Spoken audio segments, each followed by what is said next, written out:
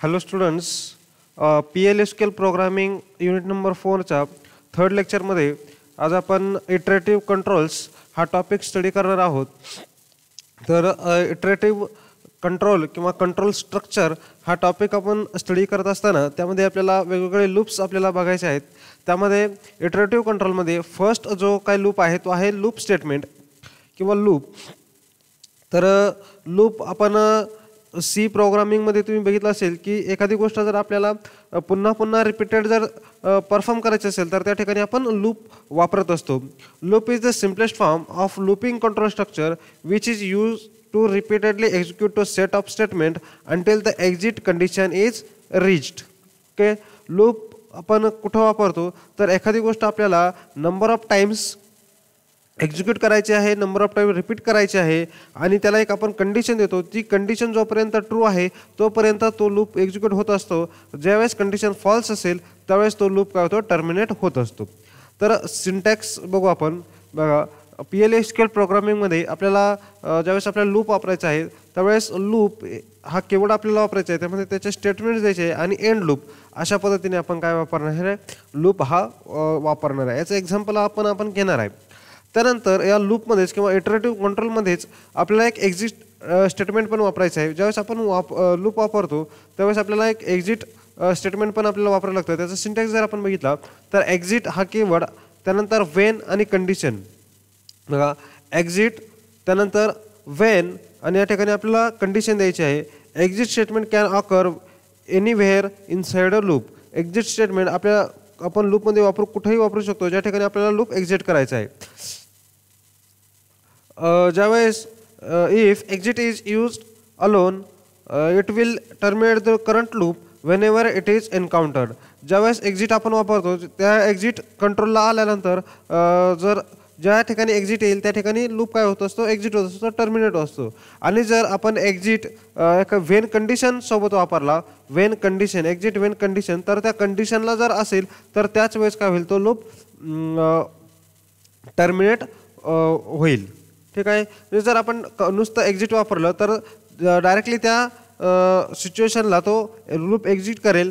जर आपण कंडिशनला जर दिली काहीतरी त्याला कंडिशन एक्झिट व्हेन कंडिशन, म्हणजे exit when suppose A is less than 5, मग 4 पर्यंत तो लूप काय होत राहील, एक्झिक्यूट होत राहील. अशा पद्धतीने लूप स्टेटमेंट आपल्याला वापरायचं आहे. आता जर याचं जर पण एक्झाम्पल जर बघितलं,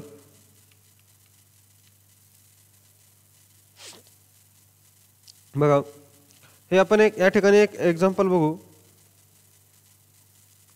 बघा, या ठिकाणी आपला जो काय PLSQL ब्लॉक स्ट्रक्चर आहे त्याप्रमाणे डिक्लेअर आपल्या ठिकाणी घ्यायचं आहे. व्हेरिएबल डिक्लेरेशनसाठी डिक्लेअर सेक्शन, त्यामध्ये सी नावाचा एक व्हेरिएबल घेतला आहे. सी नंबर टाईप आहे, त्याची साईज आहे 6. त्यानंतर आपला जो काही सेक्शन आहे तो आपण बिगिन सेक्शन स्टार्ट केला आहे.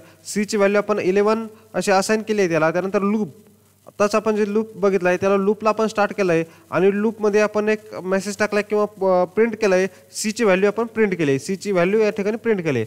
त्यानंतर काय केलं, C is equal to C plus 11. Okay, आता सीची व्हॅल्यू 11 आहे, त्यामध्ये पुन्हा 11 आपण टाकलं आहे. त्यानंतर if C is less than 110, जे जर जोपर्यंत इफ सीची व्हॅल्यू काय आहे, लेस दॅन म्हणजे 110च्या लेस आहे तोपर्यंत, देन एक्झिट जोपर्यंत याची व्हॅल्यू 110 पेक्षा कमी आहे तोपर्यंत सुरू राहील आणि त्यानंतर काय आहे, एक्झिट होईल, लूप एक्झिट होईल. त्यानंतर इफला एंड केलं आणि लूपला पण काय केलं आहे, एंड केलेलं आहे आणि आपलं जे बिगिन सेक्शन होतं ते एंड केलेलं आहे. अशा पद्धतीने आता काय होईल बघा, हा जो प्रोग्राम आहे तो कसा एक्झिक्यूट होईल लूप.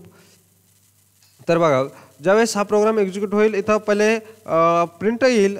प्रिंट स्टेटमेंटमध्ये हे व्हेरिएबलला सीला जी 11 व्हॅल्यू दिली आहे त्यानंतर लूपमध्ये जाईल. लूपमध्ये गेल्यानंतर सीची व्हॅल्यू प्रिंट होईल 11.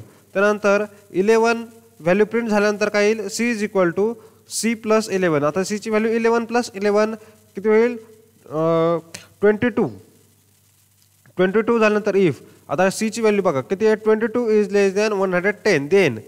देन आता बघा, देन झाल्यानंतर ही कंडिशन ट्रू आहे, त्यानंतर मग पुन्हा लूप एक्झिक्यूट होईल आणि जोपर्यंत ही कंडिशन फॉल्स येत नाही तोपर्यंत तोपर्यंत एक्झिक्यूट होत राहील आणि एकदा झाल्यानंतर एक्झिट होऊन जाईल. ठीक आहे, अशा पद्धतीने. आता हा प्रोग्राम जर आपण एक्झिक्यूट करू,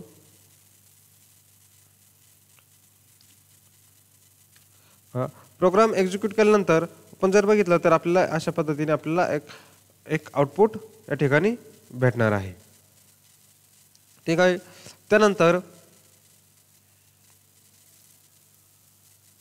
त्यानंतर जर आपण नेक्स्ट इटरेटिव्ह कंट्रोल जे आहे त्याच्याकडे जो आपण बघा व्हाईल स्टेटमेंट आहे. तर इटरेटिव्ह कंट्रोलचा जो नेक्स्ट स्टेटमेंट आहे ते व्हाईल स्टेटमेंट आहे. व्हाईल लूप आपण बघितलं आहे. व्हाईल लूप आपण व्हाईलमध्ये एक कंडिशन देत असतो आणि ती कंडिशन ट्रू आल्यानंतर व्हाईल लूप काय होत असतो, एक्झिक्यूट होत असतो. ठीक आहे. तर आता व्हाईल लूपचा मध्ये आपल्याला काय करायचं आहे की एक व्हाईल कीवर्ड, त्यानंतर त्याची कंडिशन आणि लूप, त्यानंतर स्टेटमेंट आणि एंड लूप असा पद्धतीने सिंटॅक्स आहे. बघा, while statement executes series of statement repeatedly as long as the given condition remains true. बघा, व्हाईलमध्ये आपण काय करतो की एक कंडिशन देतो, ती कंडिशन जोपर्यंत ट्रू आहे तोपर्यंत त्याचे जे काही स्टेटमेंट्स आहेत ते काय होत असतात, एक्झिक्यूट होत असतात. When the condition evaluates to false the loop terminates automatically. ज्यावेळेस कंडिशन फॉल्स येईल त्यावेळेस लूप्स काय होत असतो, लूप ऑटोमॅटिकली टर्मिनेट होत असतो. सिंटॅक्स आपण बघितलेला आहे. त्यानंतर लगेचच आपण फॉर लूप पण बघून घेऊ आणि नंतर हे दोघांचे पण प्रोग्राम्स आपण बघू. बघा, फॉर स्टेटमेंट, फॉर मध्ये आपण बघितलं आहे की आपण सी प्रोग्रामिंगमध्ये जर बघितलं आपण फॉरमध्ये काय करतो की पहिले त्याला इनिशियलाइज करतो, त्यानंतर त्याची कंडिशन असते आणि त्यानंतर इन्क्रिमेंट डिक्रिमेंट असतं. त्याच पद्धतीने सेम थोडंसं या ठिकाणी PLSQL प्रोग्रामिंगमध्ये पण आहे. बघा, the for loop iterates over a specific range of integers. It is used when the number of iterations is known before the loop is executed. The range is evaluated when the for loop is first entered and the statements are executed until upper bound is reached. Hence operator is used to specify the range. बघा, आता जसं C प्रोग्रामिंगमध्ये होतं की आपण initialise condition द्यायचो एक, त्यानंतर काही इनिशियलाइज केल्यानंतर एक कंडिशन द्यायचो आणि त्यानंतर इन्क्रिमेंट डिक्रिमेंट करायचो. आता बघा, यामध्ये काय आहे की आपल्याला दोन एक अप्पर बाउंड आणि लोअर बाउंड द्यायचा आहे. अप्पर बाउंड आणि लोअर बाउंडच्या मध्ये सपोज लोअर बाउंड आपण 1 दिला आणि अप्पर बाउंड जर 10 दिला तर 1 to 10 हा लूप काय होत असतो, फॉर लूप एक्झिक्यूट होत असतो. याचा जर सिंटॅक्स जर बघितला आपण फॉर, त्यानंतर काउंटर इन. आता जर रिव्हर्समध्ये आपल्याला पाहिजे असेल तर आपण या ठिकाणी रिव्हर्स कीवर्ड देणार, जर नसेल पाहिजे आपल्याला आउटपुट तर न देणार इथं. त्यानंतर लोअर बाउंड, मग सपोज 1 व्हॅल्यू असेल आपली, जी काय लोएस्ट व्हॅल्यू असेल ती लोएस्ट व्हॅल्यू आपण इथं लोअर बाउंडमध्ये देणार. त्यानंतर अप्पर बाउंड, अप्पर म्हणजे जोपर्यंत आपल्याला लूप हा फॉर लूप एक्झिक्यूट करायचा आहे ती व्हॅल्यू अप्पर बाउंड. त्यानंतर लूप कीवर्ड, जे काही स्टेटमेंट आपल्याला एक्झिक्यूट करायचे ते स्टेटमेंट्स आणि त्यानंतर एंड लूप. या पद्धतीने आता आपण पहिले व्हाईलचा एक प्रोग्राम बघू आणि त्यानंतर फॉरचा एक प्रोग्राम बघू. बघा, या ठिकाणी डिक्लेअर सेक्शन एक नंबर नावाचा व्हेरिएबल घेतला आहे नम, त्याची डाटा टाईप नंबर आहे, त्याची साईज 4 आहे. त्यानंतर बिगिन केलं आहे आपल्या प्रोग्रामला किंवा सेक्शन बिगिन सेक्शन, त्यामध्ये नंबरची व्हॅल्यू 11 दिलेली आहे. त्यानंतर व्हाईल लूप घेतला आहे. व्हाईलमध्ये बघा, आता व्हाईलचा प्रोग्राम बघता. व्हाईलमध्ये काय केलं आपण, व्हाईल घेतला, व्हाईल कीवर्ड, त्यानंतर कंडिशन दिली number is less than or equal to 110. त्यानंतर लूप स्टार्ट केला, त्यामध्ये नंबरची व्हॅल्यू प्रिंट केली, नंबर प्लस 11. म्हणजे आपण ज्या आधीचा जो प्रोग्राम घेतला काय होईल, नंबर 11 + 11 12 22 33 या पद्धतीने हा प्रिंट होईल. या आपल्याला व्हाईल लूप बघतोय आपण. व्हाईलची कंडिशन बघा कशी दिली, व्हाईल आणि कंडिशन, या ठिकाणी कंडिशन दिली आपण. ठीक आहे. हा प्रोग्राम जर आपण एक्झिक्यूट केला तर बघू आपल्याला काय आउटपुट भेटतंय. PLSQL प्रोसिजर सक्सेसफुली कंप्लीट आहे, त्या पद्धतीने आपल्याला आउटपुट या ठिकाणी भेटलेलं आहे. त्यानंतर बघू आपण फॉर लूपचा जर प्रोग्राम आपण बघितला. बघा, डिक्लेअर सेक्शनमध्ये आपण एक व्हेरिएबल घेतला ॲन्सर नावाचा, नंबर टाईप डाटा टाईप घेतला त्याचा. बिगिन सेक्शनमध्ये ॲन्सरची व्हॅल्यू आपण 5 ठेवली आहे. त्यानंतर आता फॉर लूप बघा कसा घ्यायचा आहे. फॉर, त्यामध्ये एक व्हेरिएबल घेतला आहे आपण नम इन 1 to 10. बघा, 1.10.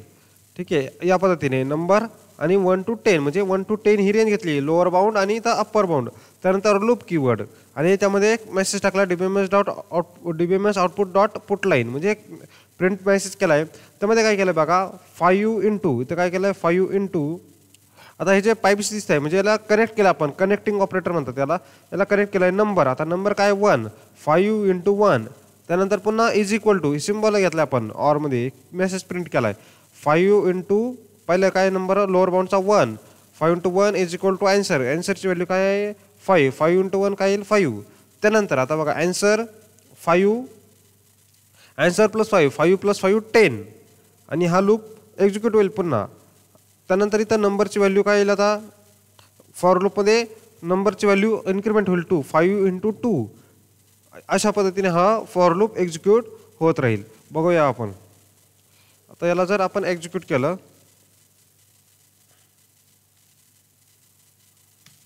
बघा 5 × 1 5 5 × 2 10 या पद्धतीने हे मेसेज काय झालं प्रिंट झालं आणि फॉर लूप अशा पद्धतीने या रेंजमध्ये 1 to 10 बघा 10 पर्यंत इथं रेंज काय घेतली ते आपण 1 to 10 रेंजपर्यंत तो एक्झिक्यूट झालेला आहे.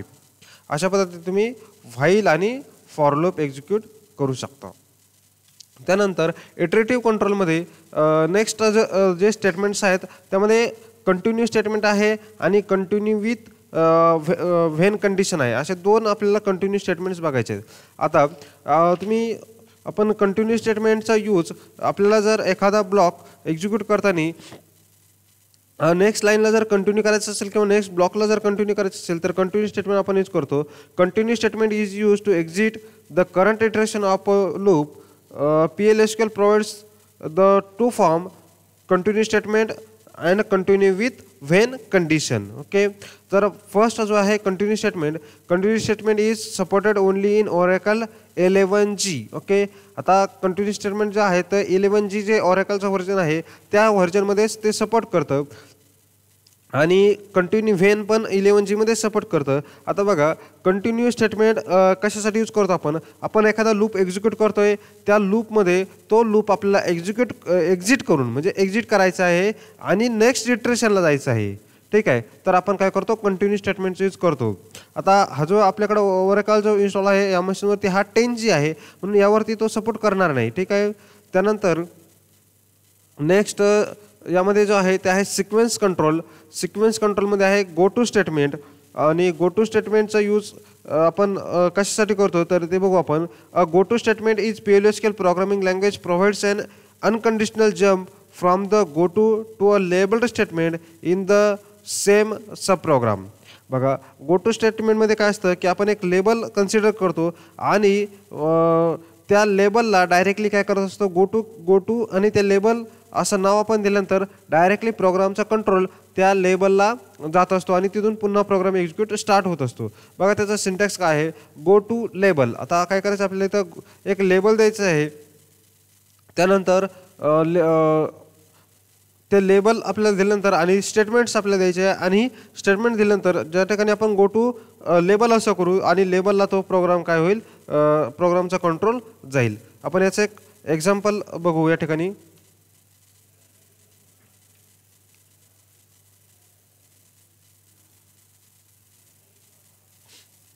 बघा या ठिकाणी डिक्लेअर सेक्शन बी नावाचा एक इंटिजर व्हेरिएबल घेतला आहे त्याची साईज 2 आणि त्याची व्हॅल्यू दिली आपण 5.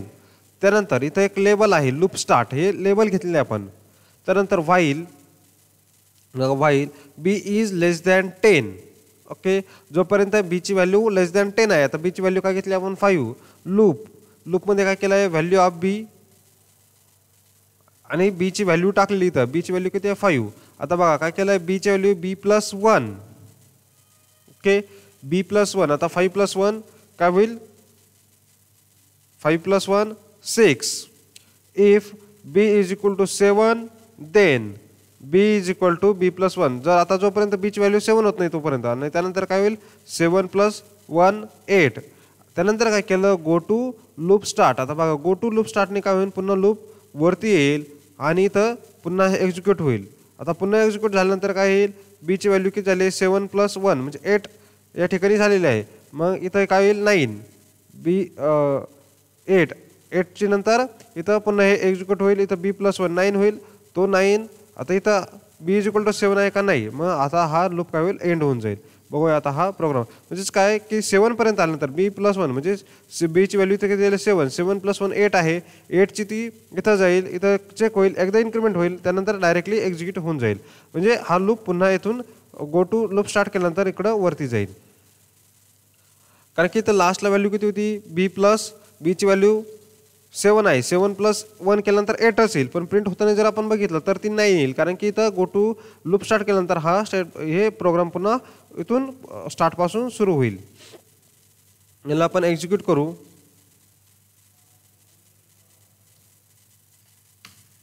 बघा 5 6 8 आणि 9 7 या ठिकाणी डायरेक्टली व्हॅल्यू त्याची दिलेली होती, म्हणून 7 तो प्रिंट त्यांनी केलेला नाही आणि 9 पर्यंत गेलेला आहे. अशा पद्धतीने गो टू स्टेटमेंट तुम्ही यूज करू शकता. अशा पद्धतीने आजच्या लेक्चरमध्ये आपण जे काही कन्सेप्ट बघितले त्यामध्ये होतं सिक्वेन्शियल कंट्रोल, इटरेटिव्ह कंट्रोलमध्ये कंटिन्यू स्टेटमेंट, त्यानंतर व्हाईल आणि फॉर लूप आणि लूप स्टेटमेंट आणि त्यानंतर त्याचं एक्झिट स्टेटमेंट, असे हे सर्व बघितले. याचे जे सर्व प्रोग्राम्स आहेत ते तुम्हाला ह्या व्हिडिओच्या डिस्क्रिप्शनमध्ये याची लिंक असेल, तिथून तुम्ही ते डाउनलोड करून बघू शकता. यानंतर जे काय नेक्स्ट लेक्चर आहे त्यामध्ये आपल्याला लेक्चर नंबर 4मध्ये आपल्याला एक्सेप्शन हँडलिंग हा कन्सेप्ट स्टडी करायचा आहे, तो आपण नेक्स्ट लेक्चरमध्ये बघणार आहोत. Okay, thank you.